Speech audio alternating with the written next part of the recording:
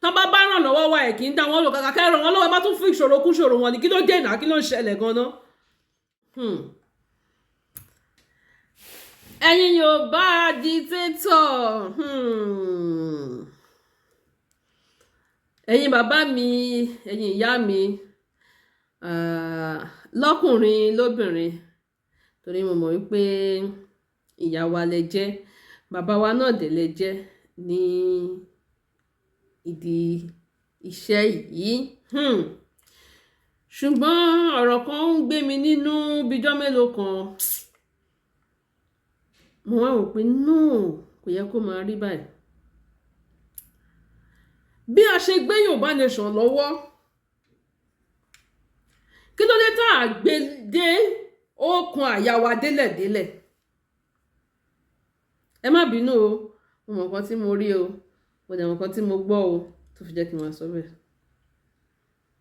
tó jẹ́ pé orí social media nìkan náà ti máa rí wa yí pé ẹni gidi lẹ́ni yìí èèyàn re ni Yorùbá dictator ẹ̀yin mò ń bá wí o yes ma yes sir ẹ̀yin bàbá mi ìyá mi mò ń bá wí o ẹ má bínú o kí ló jẹ́ pé orí social media náà ti máa rí wa yí pé èèyàn dáadáa ni wá tó jẹ́ wípé tó bá pè yín lẹ́yìn nǹkan míì lè máa sọ kí ló dé tá a ṣe dé dọ̀kàndọ̀kàn pé tó bá pè wá gan lẹ́yìn bá a ṣe gbé nínú orí social media náà látún ṣe ń gbé dọ̀kàn kí ló dé tá à ń hùwà báyìí kì í ṣe gbogbo èèyàn ló máa ń pè èèyàn ipò òun ní ìdìrànlọ́wọ́ no. Some people see you as okay, this person to come outside and be saying this about Yoruba Nation. Ó jẹ́ nìkan tó jẹ́ pé ó máa ní experience about what I have, what the problem that I have, the person may have a solution to it. But ẹ máa ní ẹ̀ ní gbé kọ ìjàre gbogbo wọn ló sábà máa ń béèrè owó kì í ṣe gbogbo wọn lè bí ń pa ẹ̀yin Yorùbá dictator kì í ṣe gbogbo wọn lè bí ń pa kì í ṣe gbogbo wọn ló ń béèrè owó ẹ jẹ́ ká sọ̀rọ̀ síbi tọ́rọ̀ wà náà. kí ló jẹ́ pé àwọn yòókù wa àwọn tó jẹ́ pé wọn kì í ṣe Yorùbá dictator tó jẹ́ pé àwọn tó nífẹ̀ẹ́ sí Yorùbá Nation tó jẹ́ pé tó bá wá sọ̀dọ̀ yín tó bá ràn lọ́wọ́ wa ẹ̀ kì í dá wọn lò kàkà kẹ́ ràn wọ́n lọ́wọ́ bá tún fún ìṣòro kún ìṣòro wọn ni kí ló dé náà kí ló ń ṣẹlẹ̀ gan-an. a dẹ̀ pera wa ní Yorùbá dictator ẹ dẹ̀ fẹ́ kí àwọn ènìyàn máa join Yorùbá Nation but you are treating them in the other way. kò dáa ẹ̀yin bàbá mi ẹ̀yin ìyá mi ẹ jẹ́ ká ṣe kínní ìdọ́kàndọ́kàn pátápátá. mo mọ̀ kan tí mo rí o mi ò fẹ́ play audio tí ẹni yẹn send ni o ẹni tí ọ̀rọ̀ yẹn ṣẹlẹ̀ tí mi ò fẹ́ play ẹ ní o. Then I don't care what people say whatever people say I don't care nǹkan téèyàn bá sọ mi ò care but ẹ jẹ́ ká máa wu ìwà yìí pé ẹ jẹ́ àwọ̀ ọmọlúàbí wa délẹ̀ kì í ṣe gbogbo wọn náà ló ń béèrè owó at least listen to them gbọ́ngàn tó fẹ́ sọ náà. The man said òun ti pé bí àwọn mélòó kan ó ní wọn ò tiẹ̀ gbé kàn òun ó ní bóyá rògbò yóò fẹ́ tọrọ owó ni. Meanwhile ó fẹ́ fi ẹjọ́ lára àwa Yorùbá dídẹ́tà ó fẹ́ fi sùn wọ́n ní pé ṣèbí Yorùbá la pera wa ṣèbí ọmọlúàbí la pera wa kí ló dé tí ẹni yìí ń ṣerú nǹkan báyìí fún mi. A lot of people nìkan yìí tí mò ń sọ yìí máa ti ṣẹlẹ̀ sí tí ò ní lè sọ̀rọ̀ síta wá máa wò pé tó ẹni yẹn bá tí wọ́n ṣe program tó máa tẹ ẹ̀rọ bóyá òótọ́ yọ ní ẹni wò wọ́n kàn pera wọn ní Yorùbá dictator ní ẹlòmíì burú jáì kò dáa àti sọ̀rọ̀ àwa di celebrity you can't pick up you talk to people anyhow you want no it's not done like that. tá a bá mọ̀ pa nífẹ̀ẹ́ Yorùbá Nation dénúdénú ẹ jẹ́ ká nífẹ̀ẹ́ pẹ̀lú àwọn tí ó ń sọ Yorùbá lẹ́nu.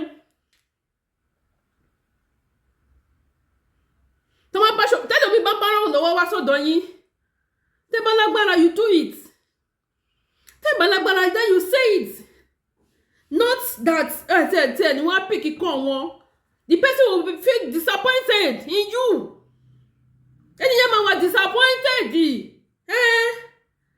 because a wò pé ẹni bóun dẹ̀ ṣe láìkí ẹ̀ tó jẹ́ àwọn ara àwọn leader Yorùbá nation nǹkan tó wá ṣe fún òun kò dáa. Ẹja ṣe kínní dénúdénú. Kì í ṣe gbogbo wọn náà lè bí ń pa, kì í ṣe gbogbo àwọn tó wà Nàìjíríà lè bí ń pa, bẹ́ẹ̀ ni kì í ṣe gbogbo wọn lè bí ń pa. Wọ́n nífẹ̀ẹ́ sí nǹkan tẹ́ ẹ̀ ṣe, wọ́n dẹ̀ nífẹ̀ẹ́ sí yín, òun ló jẹ́ kí wọ́n máa bá yín. Ẹ mọ iye àwọn ẹlòmíì tó máa ń kọ́kọ́ mi ní tó máa lágbára àṣẹ. Ìmí ìgàn ò tiẹ̀ wá nídìí owó yín rárá. Á kọ̀ pé ní àníyà nǹkan báyìí ló ń fẹ́ sọ, nǹkan báyìí ló ń fẹ́ sọ. Ẹ ti ṣì gbọ́ nǹkan tó fẹ́ sọ náà, ṣùgbọ́n tó bá jẹ́ pé wọ́n fẹ́ wá fún yín ní information pé nǹkan báyìí ṣẹlẹ̀ bí nǹkan báyìí before you know it láàrin ìṣẹ́jú mélòó ti sáré gbé sórí social media kó jẹ́ pé ilé kọ́kọ́ gbọ́ information yẹn. Ṣùgbọ́n àwọn tó jẹ́ ti yín gangan tó jẹ́ pé wọ́n nídìí help yín, wọ́n nídìí opinion yín, wọ́n nídìí advice yẹn níṣẹ́ fún wọn. You be thinking that they just come to beg money. Who is begging your money? Who is begging for your money?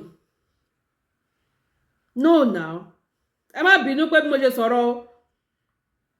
Ẹ̀yin bàbá mi, ẹ̀yin ìyá mi, mo mọ̀ pé dàgbà jù mí lọ but ẹ jẹ́ ká ṣe kínní ìdọ́kàndọ̀kàn. Ẹ jẹ́ ká ṣe kínní ìdọ́kàndọ̀kàn. Tí ènìyàn bá ń parọ́ tó bá pè yín, tó bá ń parọ́, you will know. Mo sọ nínú live tí mo ṣe lẹ́ẹ̀kan. Woman yẹn ń parọ́ ni, but I know pé woman yẹn ń parọ́ ni. Tí èèyàn bá ń parọ́ ẹ máa mọ̀ ipò ń parọ́ ni, tó bá ń sòótọ́ ẹ máa mọ̀ pé òótọ́ ló ń sọ. Tó bá wá jẹ́ pé òótọ́ ló ń sọ tágbára yín ò gbé pé bóyá owó pọ̀ lọ́wọ́ yìí, you let him know. Now ẹni tá à ń sọ̀rọ̀ ẹ̀, mo ní ọ̀dọ̀ ẹ̀ lọ́wọ́ o, mo kàn fẹ́ play ẹ̀ ni. Ẹni yẹn wá pọkàn mi pé Yorùbá Space bó ṣe pé àwọn àgbẹ̀ lálẹ́ ọjọ́ yẹn over 1 hour ló fi sọ̀rọ̀. Ẹni yẹn wá ní òun pẹ́ ní báyìí kò gbé, mi ò fẹ́ dárúkọ ní o, ó dárúkọ ẹni yẹn, ó lóun pẹ́ ní báyìí kò gbé, ó lóun pẹ́ ní báyìí kò gbé. Normally I don't know the time that the person call, but bóyá time tó jẹ́ pé ẹ mọ̀ pé ẹ lè gbé, tẹ́ bá ti ẹ lè gbé, then you give him the text message.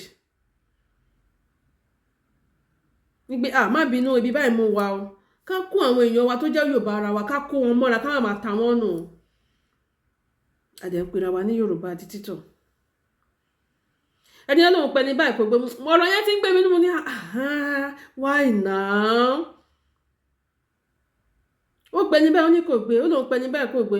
Ó ní nínú gbogbo àwọn tó ṣe Yorùbá tó tọ Yorùbá even Nigerian diaspora, ó ní ọkọ mi nìkan àti woman kan ló gbé, mo mọ woman yẹn náà mi fẹ́ dárúkọ wọn ni. Ó ní òun join group àwọn Yorùbá nation kan tó ń ṣe, ẹni tó dá program, ẹni tó dá group yẹn lọ ó wà diaspora, but àwọn tó fi ṣe bí director àbí kílẹ̀ ń pè wọ́n kíní kan igbá kan àwo kan bla bla bla Nàìjíríà ló wà. Ẹni yẹn wá ní ìdí assistance, ó wá lọ bá wọn. Ẹ jẹ́ kí n cut it short because ẹni tí ọ̀rọ̀ tí mò ń sọ, ẹni tó mọ ọ̀rọ̀ yẹn ó máa ti yí ẹni yẹn. Kò dáa. Ẹ má jà ká máa dìkú ìṣòro àwọn ènìyàn wa mọ́. Bí ẹni yẹn ṣe pè yín yẹn, kí ẹ tó jẹ́ pé wà available gbà yẹn, kí ẹ tẹ̀ wá píkì kọ̀ yẹn, kẹ́ni kejì náà píkì kọ̀, kẹ́ni kẹta píkì kọ̀, kẹ́ni kẹ́ni píkì kọ̀, tẹ́ ẹ bá jọ panu pọ̀, tí ẹ jọ sọ fún, tẹ́ ẹ jọ bá ẹni tí ẹni yìí sọ̀rọ̀ ẹ pé ní báyìí kan báyìí ló ṣe fún, kẹ́ ẹ jọ wá ṣe group meeting, kí ẹ wá sọ̀rọ̀ lórí ẹni ẹgbẹ́ alágbájá, nǹkan báyìí ló ṣe fún àwọn Yorùbá tó wà ní under yín, àwọn tó wà ní group nǹkan tó ṣe yóò dáa. Àbí lágbájá báwo gangan ni ọ̀rọ̀ ṣe rí. Tó bá mọ̀ pé ò lè help ẹni yìí, kúkú fẹ́ kan dáwọ́ ẹ̀ padà fún. Simple as that. Kẹ́tẹ̀ tó jọ ṣe meeting lórí ẹ̀. Ṣùgbọ́n that man kò rí help kankan lọ́dọ̀ yín, kò sí àní assistant kẹ́lẹ̀ ṣe, kò ní ṣe pé ó ń tọrọ owó lọ́wọ́ yín. Kò dáa náà. Àdẹ̀pẹ̀ra wa ní Yorùbá àti títọ̀. And we are up there. It's not we are doing only bí mo ṣe wà yìí mo ń dán meeting, kò bá meeting ò bá mi lára mu láti ilẹ̀. But bóyá in future, maybe because of Yorùbá nation, I can join group or meeting. Kò bá spirit mi mu. Bóyá a kàn máa ṣe group nìkan lórí Yorùbá Nation nìkan máa ṣe meeting lórí Yorùbá Nation nìkan ẹnu mi nìkan ti gbọ́ information but the information you are giving that is not even reflect in your body you are doing as a good person outside but you are doing other thing underwed ẹ̀wọ̀n má jẹ́ ká ṣe òyìnbó sọ nǹkan tí ò dáa ẹ̀yin bàbá mi ẹ̀yin ìyá mi kò dáa náà ni ẹ̀yin àgbà náà lè máa sọ wípé òṣàbò ò lè gbè mí ṣé mi bó ṣe bá mi simple as that ó mà ṣe o má yẹn wá ń sáré kiri àánú ṣe mí má yẹn ṣáà sáré kiri dáàdì wa náà ti pẹ níyẹn gbàkan ẹni wọ ẹniyẹn ní kọ́mọ̀dá lóhùn gbàkan kò yẹ kó máa rí bẹ́ẹ̀ wá solution sí tí bá ní kí n lọ̀rọ̀ ẹ mọ́lẹ̀ ní tọ́rọ̀ yẹn tó bá bí wọ́n ti mọ́ra wọn but I don't need to learn anything mọ́lẹ̀.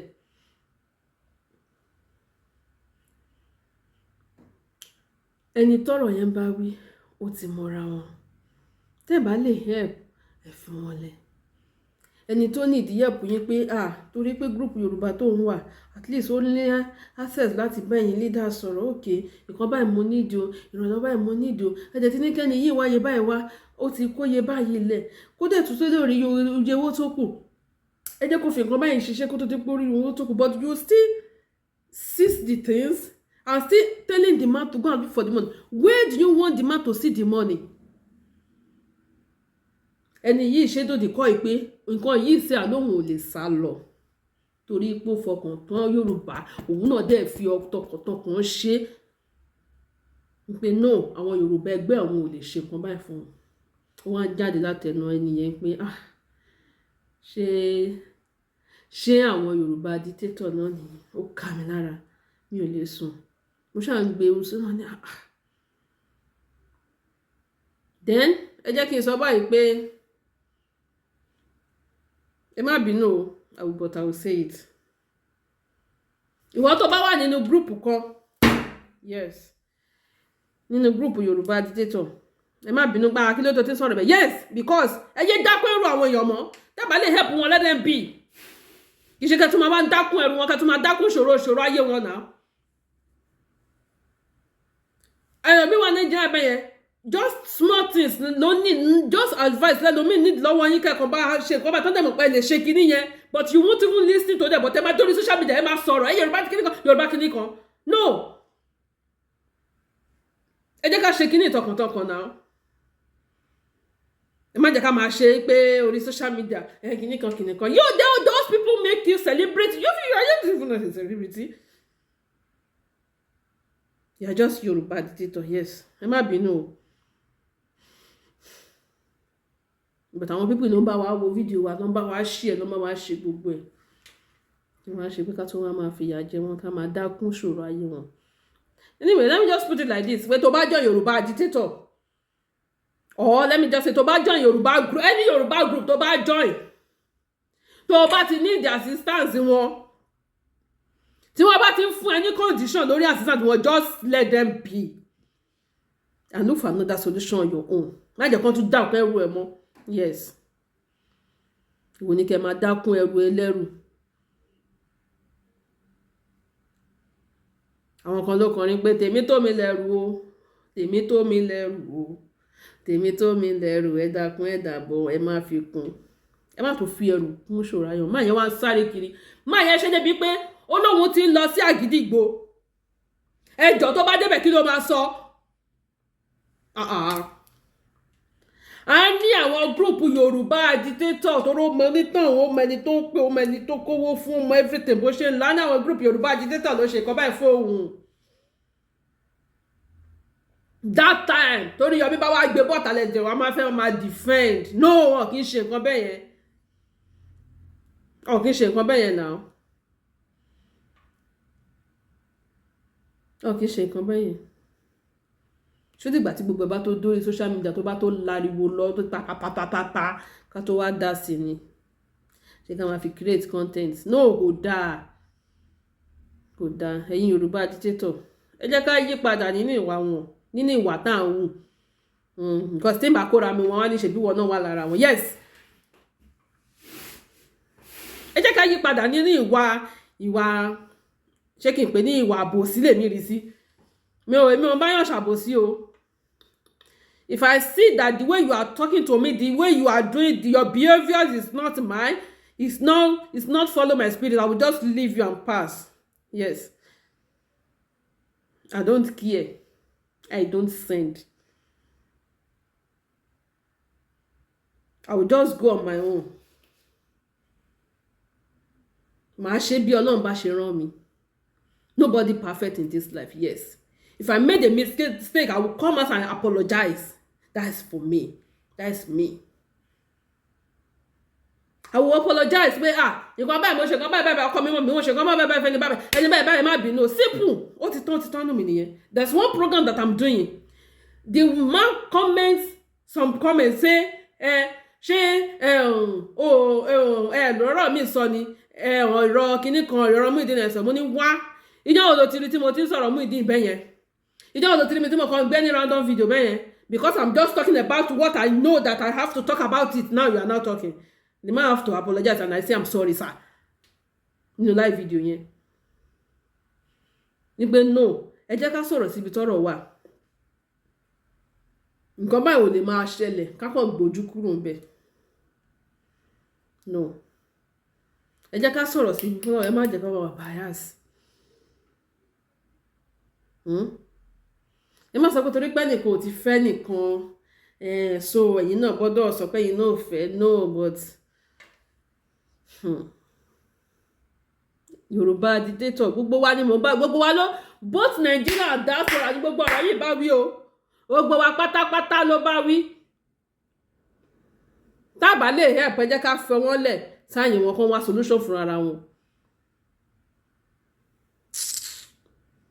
Àánú máa yẹn ṣe mí.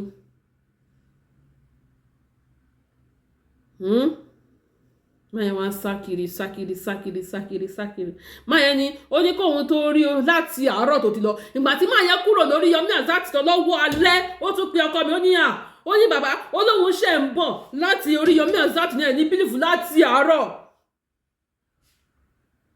Kí ló dé fà? Torí pé àwọn Yorùbá agitator tó lọ sí ọ̀ǹda wọn tí wọ́n ní wọ́n máa help pẹ̀lú gbogbo kan tó ṣe wọ́n láwọn help tán wọ́n tún gbẹ́sẹ̀ lé nǹkan ẹni yẹn kí ló dé náà àwọn àjẹpẹ́ra wa ní Yorùbá agitator jẹ́ ká sọ̀rọ̀ náà.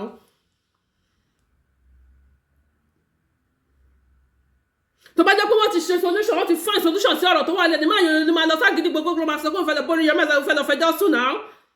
ṣó make sense ni kí máa yẹn lọ máa lọ sọ́dọ̀ orí Yomi Hassan kó máa fi ẹjọ́ Yorùbá nation àwọn Yorùbá agitator sùn ṣé èrè ìdọ̀tí kan ló kó bá gbogbo wa ni. kò yẹ kó máa rí bẹ́ẹ̀ o kò dẹ̀ yẹ kó máa lọ bẹ́ẹ̀. So ẹ̀yin tẹ́ bá wà nínú group tẹ́ mọ̀ pé ẹ need help tẹ́jẹ̀ ti pé àwọn leaders both diaspora and Nigeria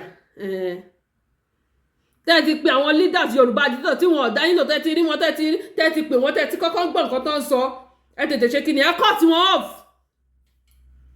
ẹ cut wọn dànù wá jẹ́ kán dákún ara ayé yín bọ̀ tó wá jẹ́ pé information lè fẹ́ gbé fún wọn mọ bó ṣe máa sáré click mọ́ yín to get view. You are doing something for Yoruba nation. You don't even show your system. You don't even show your behavior. You are saying you are doing Yoruba nation agitator. No, it's not done like that.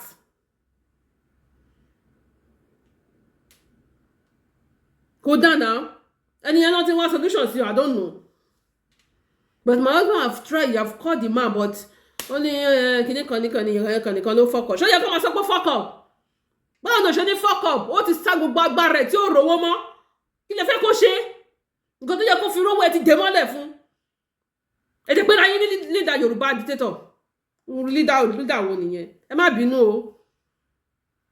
Kò yẹ kó máa rí bẹ́ẹ̀. No, kò yẹ kó máa rí bẹ́ẹ̀. Ẹ má jẹ́ ká máa lé àwọn èèyàn dànù jọ. Eléyìí náà jẹ́kọ̀ọ́ fún gbogbo àwa tó jẹ́ pé ká bá ti wà nínú group ẹ máa wá bẹ ṣe máa bá leader sọ̀rọ̀. Tẹ́ bá ti bá leader sọ̀rọ̀ ẹ jẹ́ kí n sọ tẹ́ bá ti bá leader sọ̀rọ̀ I'm still saying I will still repeat it tẹ́ bá ti bá leader kọ́kọ́ sọ̀rọ̀ either diaspora ló wà or Nigeria tó bá ti ń sọ fún yín pé lọ wáyé báyìí wá kó tó lè ṣe kinní kan kó tó lè ṣe gbá kan lọ wáyé báyìí wá meanwhile ni need assistance yín ni o ẹ wá sọ pé lọ wáyé báyìí wá kó tó lè ṣe kinní kan káwọn tó lè tó bá ti rí tó ti ń sọ fẹ́ tí ẹni leader Yorùbá nation tó bá ti sọ fẹ́ pé kó lọ wáyé báyìí wá kó tó jí pọ́n máa jẹ́ lò já kúrò ń bẹ̀ má pẹ́ nìyẹn mọ́ yes.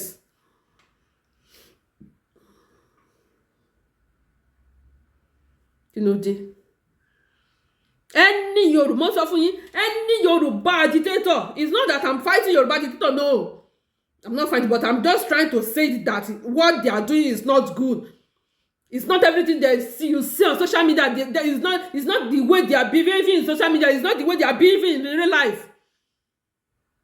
You want me? Ma ṣe àwa la ń bẹ àwa la wà náà kí ni mo lẹ́wà ta ló mọ̀ ya rí tí Yorùbá nation bá jáde ṣé tí wọ́n bá gbé Yorùbá nation jáde ṣé ẹ̀yin máa lè sọ̀rọ̀ ń ta ló mọ̀ yín rí ẹ wá débẹ̀ táwọn èèyàn wá nídìí ẹ̀pù yẹn tí wọ́n máa fógun kún ogun wọn ẹ máa sọ̀rọ̀ bí ìpẹ́yìn nìkan lẹ mọ̀ọ́rọ̀ sọ àdẹ̀ pera wa ní Yorùbá agitator àdẹ̀ ń dákún ẹrù àwọn èèyàn tó wà lọ́ndà wa torí pé àwọn èèyàn ní social media tó bá jẹ́ pé màá yẹn wà ní social media ni àti òun náà tó jẹ́ pé òun náà jẹ́ nìkan tó ń sọ̀rọ̀ tó wà bóni láti máa sọ̀rọ̀ lórí social media àti gbé sórí social media tó bá gbé sórí social media kò ti bà gbogbo Yorùbá agitator jẹ́ ojú wo lẹ́rù bẹ́ẹ̀ máa fi máa wo gbogbo wa. ẹ má bínú o pé bí mo ṣe sọ̀rọ̀ àmì àsọ pé kí ló dé ń sọ yes ọ̀rọ̀ tí mò ń sọ ẹ̀ most people ló máa ti ṣẹlẹ̀ sí nínú Yorùbá dẹ̀ especially àwọn Yorùbá agitator tó jẹ́ àgbàlagbà àwọn àgbàlagbà yẹn tí nǹkan bẹ́yẹn máa ti ṣẹlẹ̀ àwọn èèyàn máa jọ yín lọ́kàn pé òótọ́ dẹ̀ ni o irọ́ dẹ̀ ni o ọ̀ kò mọ̀rọ̀ sọ ó gọ̀ ni whatever ẹ̀ bá sọ pé mo gọ̀ ẹ̀ bá sọ pé kò mọ̀rọ̀ sọ I'll say my own. ilé náà àjọkọ̀ fún gbogbo yín anybody tẹ bá ti lọ bá tó ti sọ fún yín pé ẹ lọ wáyé báyìí wá àwọn ọmọ abẹ́ fi iye báyìí kún ìwọ náà lọ wáyé báyìí wá ṣé kí ni jù wọ́n lẹ̀ lọ wáyé bọ́ ẹ lọ síbòmí. It's not that pé mo tún lé yín kúrò lẹ́yìn Yorùbá nation agitator no mi ò lé yín kúrò lẹ́yìn Yorùbá nation ṣùgbọ́n òòṣà tó bá lè gbèmí ṣe bí obìnrin tí ó ṣe bá mi tíyàn bá ní ìdíyẹ fún yín tẹ bá lè yẹ let them be. ìwọ ni lọ wáyé báyìí wá bá ti wáyé báyìí wá àwọn abẹ fi iye báyìí kún at the end of the day ẹ bá fi iye báyìí kún òun náà tó wáyé báyìí mọ́ ẹ̀ tó release nǹkan yẹn fẹ́ nìyẹn ṣé bọ́ ṣe ń ṣayé nìyẹn ni wọ́n á gbé ní condition Nàìjíríà gan ó ti tó ẹrù tẹ́lẹ̀ náà tí wọ́n á ń dàkún.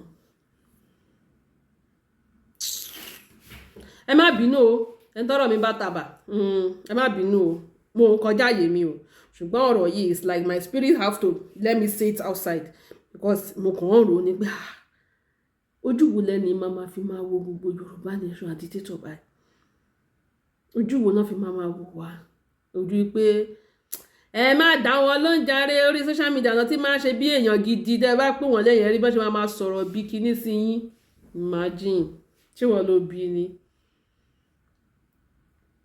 tábà ní ẹ̀pù nǹkan tá a fẹ́ ṣe fún wọn ẹ jọ̀ọ́ mo bẹ̀ gbogbo àwa Yorùbá nation agitator I'm just begging you in the name of God in the name of Allah àti in the name of ìṣẹ̀ṣe mò ń bẹ̀ gbogbo wa tábà ti ní ẹ̀pù tá a fẹ́ ṣe fún wọn ẹ má jẹ́ ká dákún ọ̀rọ̀ ayé wọn mọ́